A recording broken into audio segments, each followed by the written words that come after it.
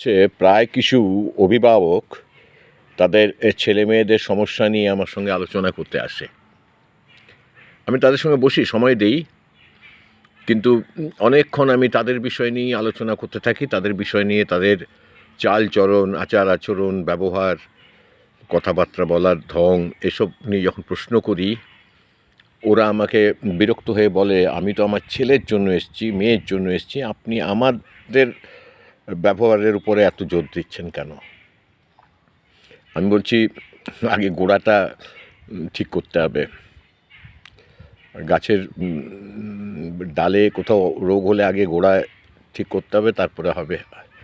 যদি যেমন আপনি আপনার ছেলেকে চান, আগে ঠিক তেমন আপনাকে হতে হবে।